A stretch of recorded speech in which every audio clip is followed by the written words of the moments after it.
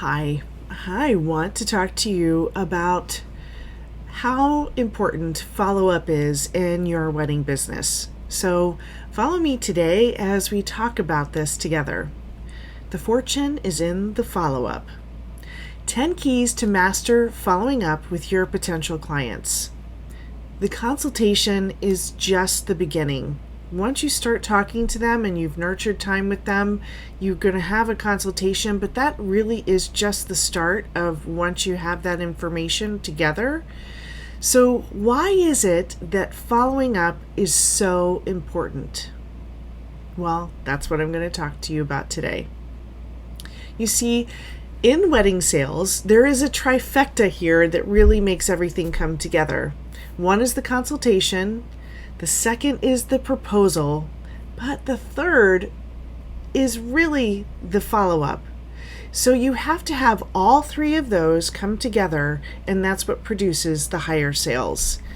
So what I want for you is I want you to be able to gain more sales by mastering the art of the follow-up.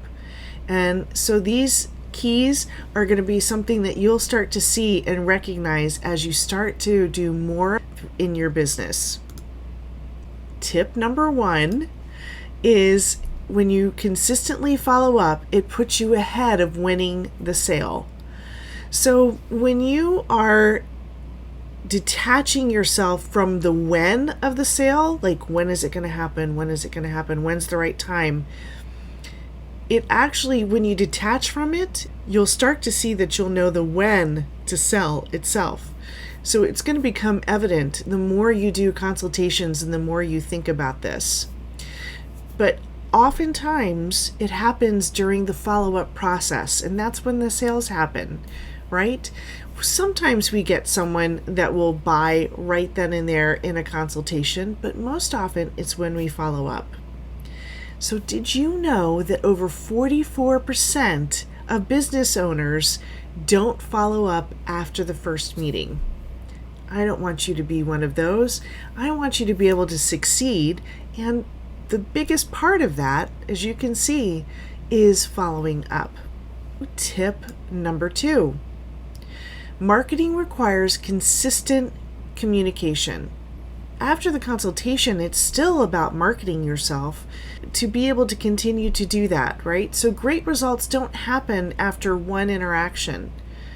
So we all know that it takes several touches with the client to be able to get them interested to book with you, right? To book a consultation and even go further or send you a text message or something like that.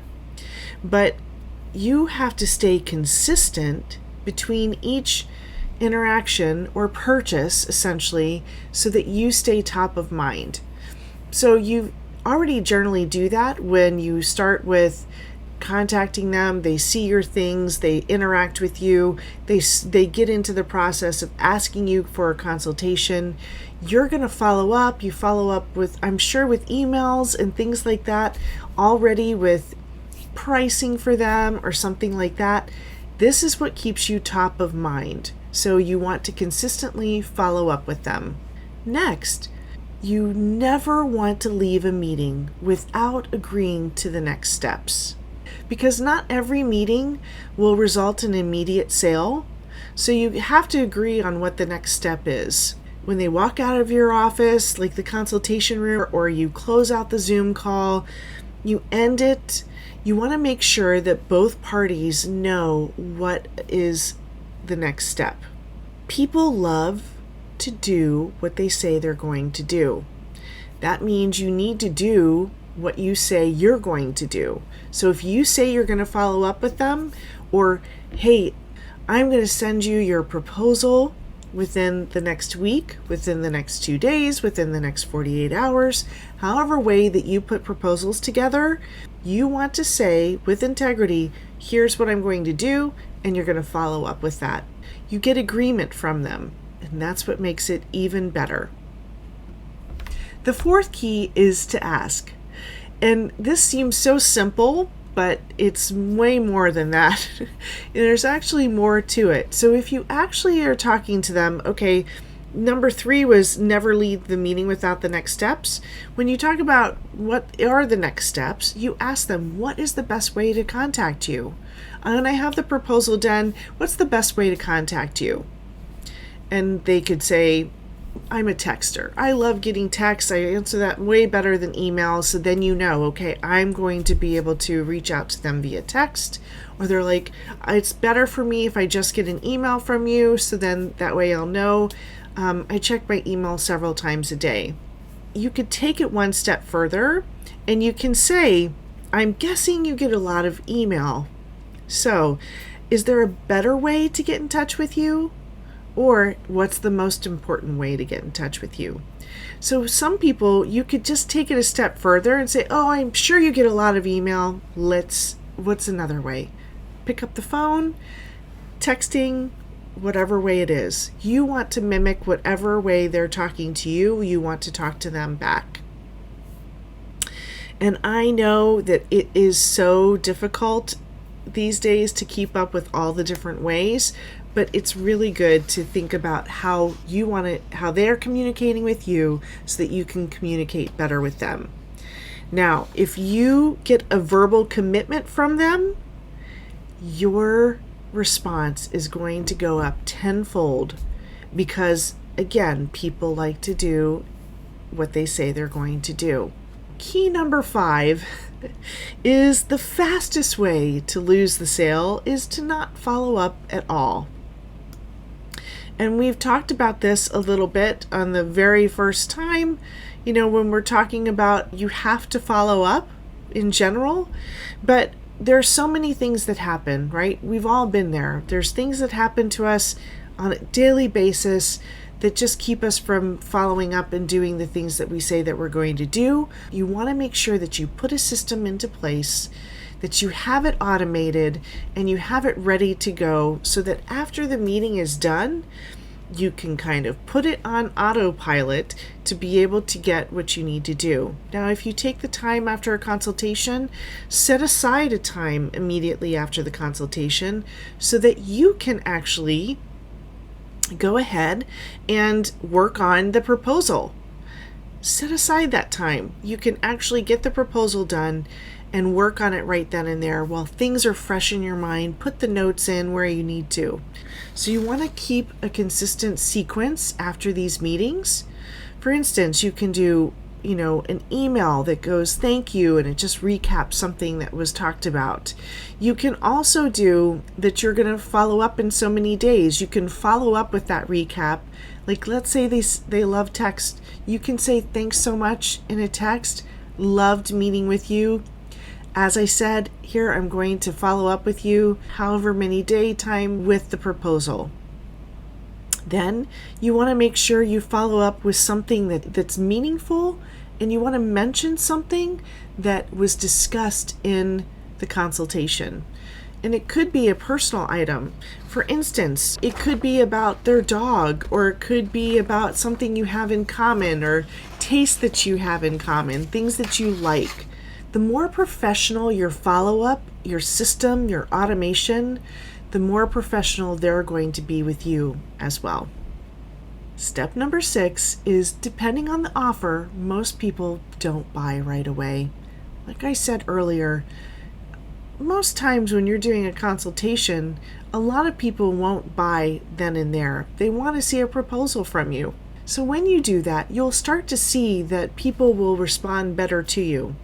And I do know the stronger your brand that you've created, the more often you're going to be booked. And that means that the people that follow you will be wanting to book with you faster as well, because they'll know that you're in high demand and they need to get on your books, on your calendar as soon as possible. Step number 7 is know the best time to follow up with clients. They may tell you, like, please reach me by email, text, phone, whatever, but there's a better time to do those things than others. There are better days than other days, and there are better times of the day as well. So what I want you to do here is I want to encourage you to know the habits of your clients, and you'll be able to land more sales that way. For instance, Wednesdays tend to be the best day between 2 and 4 p.m. Thursdays are the second best day, and again, you want to do it between 2 and 4 p.m. And sometimes Fridays can be good. And I will sometimes do that between 10 and 2 in case they're leaving early for the weekend or something like that. Now, the reason why I say these is because you want to stay away from Mondays and Tuesdays, because those are generally typically days where people are coming back from the weekend, things are really hectic and busy, and they don't want to be bombarded with a lot of things. Now, if you can reach out to them on Wednesday or Thursday in the afternoon, then one, they may have time in the evening to look it over, or they're going to hold it until the weekend. But you at least have the opportunity to let them know and reach them at a better time of day and a better day of the week. Step number 8, it's all about when they decide that they're not going to go with us, right? So our brain perceives rejection the same way as it does pain. We want to be able to say and distance ourselves from that situation so that we can start to alleviate having our brain response go to that way. Because sometimes we don't follow up because we're afraid we're going to be rejected. And I want you to learn how to separate that, because when you start to see that it's coming up, you're like, no, this is not pain. This is just a no. It's just a no. The word no doesn't mean anything except just no. You have no idea what is going on in somebody's mind. This is something that would just come and eat at me so often.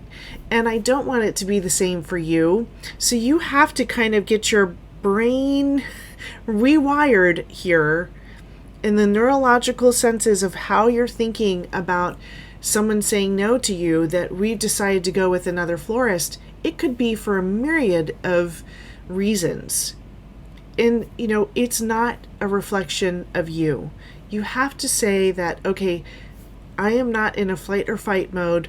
This does not equal pain for me. It's just a no. So I want you to kind of just lean into this and realize that this has nothing to do with you. And it's just prices, and it's just somebody else choosing someone else. So move away from rejection equaling pain. And you have to train your brain that way. It won't do it on its own. Step number 9, have to know when to walk away. You will have times where you're meeting with different clients, or you have an uneasy gut feeling and things just aren't seeming to go the right way. You have to know when to walk away.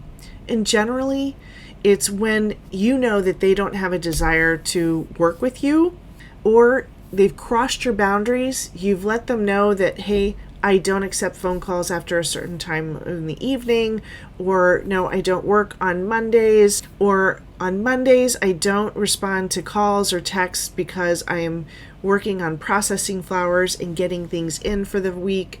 So you've set some boundaries around that. If they continually cross over the boundaries, most likely it's going to be a difficult client relationship and you want to be able to walk away. The last one is when they compromise your integrity. When what they want is going to be something that is beyond what you want to do or what you feel comfortable with, and you know that it's going to cause problems, then, and especially if it's in, when it has to do with your integrity of what you do as a business owner, then you do want to walk away. Following up is great, but not always going for it just because you have to can be really detrimental. So it's good to know when is the best time. Number 10. At all times, I want you to stay persistently friendly and nice. This can be so hard and difficult sometimes when they test us time and time again. But when you're following up via email, keep it short and to the point. Don't make your emails really long and drawn out. Same thing with your texts. Keep them short and to the point. Let them know what you need to know and move on. I want you to provide value. And you offer something relevant to them. When you're saying something, when you're telling them, here, thanks so much. I'm so glad you were able to work with me. I enjoyed spending that time with you. After we talked, I thought about this, or I saw this and I thought of you, and I'd like to be able to do this. And don't make them feel bad if the answer is no. I can't tell you how many times in my 30 plus year career doing floral design for weddings, how many times a bride said no and they ended up coming back.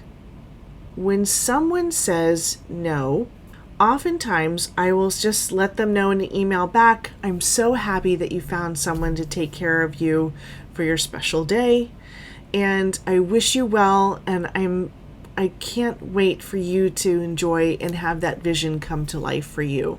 Warmest regards, Christy. And I leave it at that. And I have been quite surprised at brides who have come back later on. Something went wrong in their planning, or a florist backed out, or it somehow didn't work out well, and they've ended up coming back, and they've been my client. So you never know what's going to happen. And when you do that, when you say persistently nice, you're just yourself. And so I love this quote, be yourself. Everyone else is already taken. I want you to remember that as you dive into this and work on follow-up. This just goes to prove that the ultimate client relationship goes between when you have communication back and forth. The more you have that communication, the more it solidifies the relationship between the two of you. Nothing is worse than you book the client and then you don't have any communication up until a month before the wedding. It can really throw you for a loop when they come back with so many changes and you're like, okay, where did that come from? Or they're saying, okay, they just wanted my money, they got my money, and then I don't hear from them. There's such a fine line and balance in doing this. It's just about doing a checkup here and there. Or saying something, I thought of you today. I know your wedding's coming up. I hope things are going well. Just a quick checkup can make so much happen for a higher client relationship all the way around. Now, I'm going to recap real quick the 10 keys to mastering follow-up. 1, consistent follow-up puts you ahead of winning the sale. 2, marketing requires consistent communication. 3, never leave a meeting without agreeing about your next steps. 4, ask how best to follow up with them. 5, the fastest way to lose a sale is not following up at all. 6, most people don't buy right away, so your follow-up is really key to getting the sale. 7, know the best time to follow up with the clients. 8, rejection isn't pain. 9, know when to walk away. And 10, do stay persistently friendly and nice. It will always pay off. Now, if you want to know more about elevating your wedding business, you can work with me in 2 other different ways.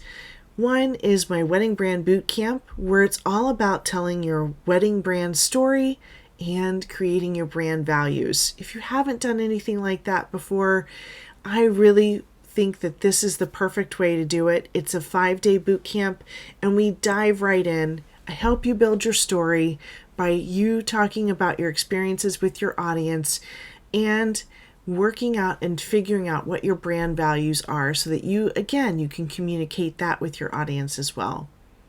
The other program that I have is my wedding sales system, which is the complete start to finish system of how to attract the leads and how to book them past the sale and beyond. Everything that's in between there that you could imagine for the wedding process, whether it's going to be how to do consultations, how you're going to get the leads, what you use, how you attract them with pricing tools, how you nurture them. We do email sequences. We have all kinds of things to be able to connect with them. and that's inside the wedding sales system. Both have given amazing results to many florists. So feel free to click on the links below and check them out. And with that, I want to say thank you. Thanks so much for joining me. And I just want you to know that as you build your business, you want to make sure you maximize every opportunity to be able to connect with clients, to nurture those relationships, and then you'll find out that it's going to pay off in so many ways.